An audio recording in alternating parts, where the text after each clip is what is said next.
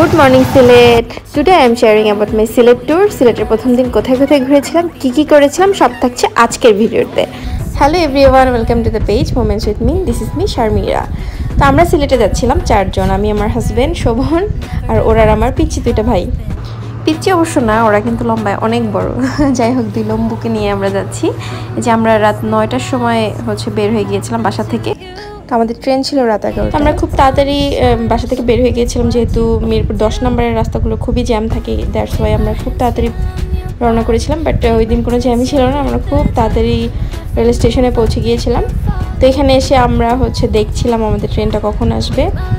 এই যে আমি কিন্তু এত বেশি ভিড় ছিল এখানে, মানে অনেক ভিড়, দাঁড়ানোর মতো জায়গা ছিল না, এমন একটা অবস্থা। তারপর ওয়েট করছি, এই যে আমাদের ট্রেন চলে আসছে।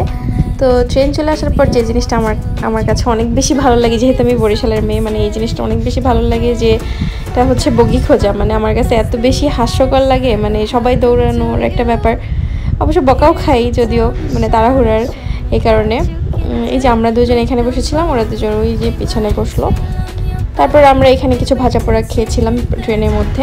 আমরা শোভন চেয়ারে যাচ্ছিলাম, আমরা স্নিগ্ধা বা কেবিন কিছুই পাইনি, অনেক রাশ ছিল, দ্যাটস ওয়াই।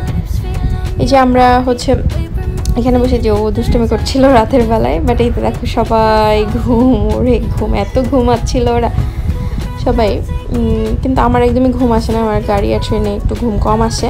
যাই হোক, আমরা সকাল 6টার সময় সিলেট স্টেশনে পৌঁছে গিয়েছিলাম।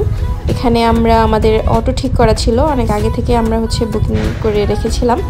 বাট অটোওয়ালা আসতে পারেনি, আমরা খুব তাড়াতাড়ি পৌঁছে গিয়েছিলাম, দ্যাটস ওয়াই উনি আসতে পারেনি। উনি বলেছিল 7টার দিকে থাকবে, বাট আমরা তার আগেই পৌঁছে গিয়েছিলাম। এই জন্য আমাদের আরেকটা অটো ঠিক করতে হয়েছে। এখানে একটু পার্কিং করে নিতে হবে, কারণ এখানে অনেক বেশি ভাড়া যাবে আপনাদের কাছে।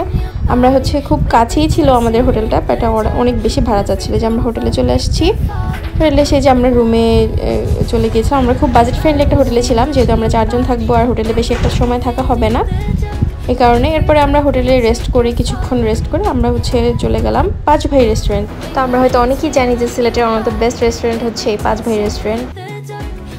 তো সকালের নাস্তায় আমরা নিয়েছিলাম তন্দুর রুটি, পরোটা, খিচুড়ি, গরুর মাংস, একজন এক একটা আইটেম নিয়েছিলাম। প্রত্যেকটা আইটেমের টেস্ট কিন্তু অসাধারণ ছিল আর একদম ফ্রেশ খাবার ছিল। তো চা খেয়ে আমরা এখান থেকে বের হয়ে গেলাম আমাদের ফার্স্ট স্পটের জন্য, সেটা মালানিছড়ি চায়ের বাগান। তো এটা আসলে অন্যরকম একটা সৌন্দর্য, মনে সিলেটের সৌন্দর্য এখান থেকে শুরু হয়েছে, আমার এটাই মনে হয়েছে। রাস্তার দুই পাশে এই যে চায়ের বাগান, আর এত বেশি সবুজ, মানে সিলেটে না গেলে বোঝাই যায় না এত সৌন্দর্য। আলহামদুলিল্লাহ, মাশাআল্লাহ, আসলে অনেক বেশি সুন্দর লাগছিল তখন। এরপর আমরা এই যে চায়ের বাগানের উদ্দেশ্যে যাচ্ছিলাম, এই যে আমরা চায়ের বাগানে ঢুকে পড়েছিলাম এখানে। এরপরে আমরা পুরো বাগানটা ঘুরে দেখছিলাম অনেকক্ষণ সময় নিয়ে, যেহেতু এর আগে আমি কখনো চায়ের বাগানে যাইনি, তো আমার কাছে অনেক বেশি ভালো লেগেছিল। আমার তো ওইখান থেকে আর বের হতে মন চাচ্ছিল না, আমি মনে হচ্ছিল এই চায়ের উপরে ঘুমিয়ে যাই, এমন একটা অবস্থা। যাক, এই যে আমরা সবাই এখানে অনেকক্ষণ থেকেছিলাম, আমরা অনেক ছবি, ভিডিও ক্লিপ, অনেক কিছু নিচ্ছিলাম।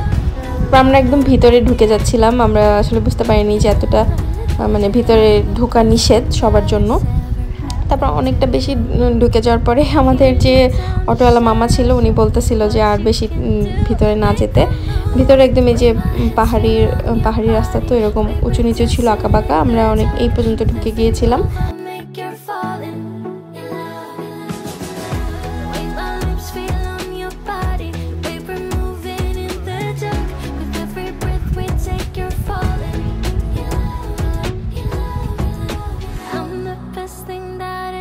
তো চায়ের বাগান ঘোরা শেষ করে আমরা যাচ্ছি ভোলাগঞ্জ সাদা পাথরের দিকে। তো চায়ের বাগান থেকে বের হয়ে ভোলাগঞ্জের দিকে যেতে আমাদের 2 ঘন্টার মতো সময় লেগেছিল।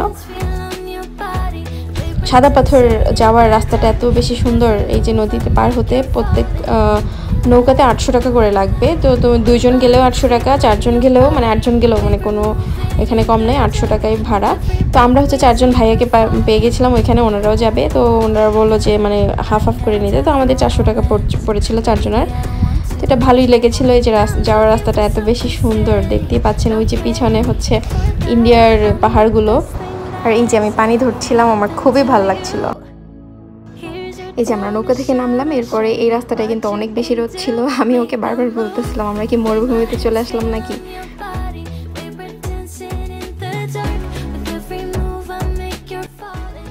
আর হ্যাঁ, এখানে মরুভূমির মতো উট নাই, তবে এই যে ঘোড়া আছে, কিন্তু অনেকেই এই ঘোড়ার পিঠে চড়ে এই জায়গাটা পার হয়। এরপর হাঁটতে হাঁটতে আমরা সাদা পাথরে এখানে পানি কম ছিল, যদিও আমরা যখন গিয়েছিলাম তখন। এটা আমাদের নামার কোনো পরিকল্পনা ছিল না, কিন্তু এত বেশি সুন্দর পানি দেখে মানে লোভ সামলাতে পারিনি। সবাই গরমে একদম গোসল করতেছিল ভিতরে, কিন্তু আমাদের যেহেতু প্রিপারেশন ছিল না, দ্যাটস ওয়াই আমরা নামতে পারিনি বা ভিজতেও পারিনি। আপনারা যারা যাবেন অবশ্যই ভেজার প্রিপারেশন নিয়ে যাবেন, না হলে পানি দেখলে অবশ্যই আপনার ভিজতে মন চাইবে। আমরা আর কি করবো, জাস্ট পা পর্যন্ত ভিজিয়ে আমরা সেখানে ছবি টবি তুলতেছিলাম।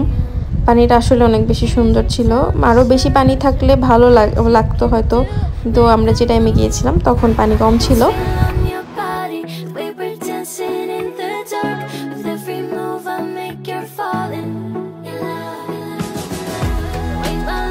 আমরা এখানে একটা ছাতা নিয়ে বসেছিলাম, ছাতাগুলো ভাড়া নিয়েছিল 100 টাকা, আনলিমিটেড টাইম। তো খুব ভালো লাগছিল, ঠান্ডা বাতাস ছিল, সব মিলে খুবই ভালো লাগছিল। এই যে আমরা এরপরে আবার রওনা করলাম আমাদের হোটেলের দিকে।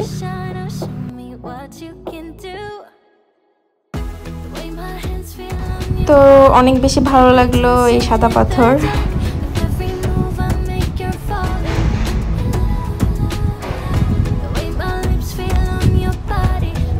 এরপরে আমরা চলে আসছিলাম দুপুরে খাওয়া দাওয়া করতে।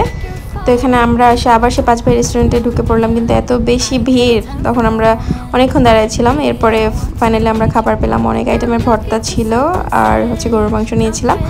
টেস্ট তো বলতে গেলে অসাধারণ ছিল। তো খাওয়া দাওয়া শেষ করে আমরা রুমে চলে যাই। এরপরে সেখানে কিছুক্ষণ রেস্ট করে আমরা চলে যাই হযরত শাহজালাল রাদিয়াল্লাহু আনহুর মাজারে। তো মাজারটা আসলে অন্যরকম সুন্দর ছিল, ভিতরের পরিবেশটা। এরপর আমরা ঘুরে ঘুরে দেখছিলাম সব জায়গাগুলো। ওরা হচ্ছে এরপরে 3 জন নামাজ পড়তে ঢুকলো মসজিদের ভিতরে, আর আমি বাইরে ঘুরে দেখছিলাম একা একা। অনেক অনেক পায়রা আছে, আর পিছনে একটা লেক আছে।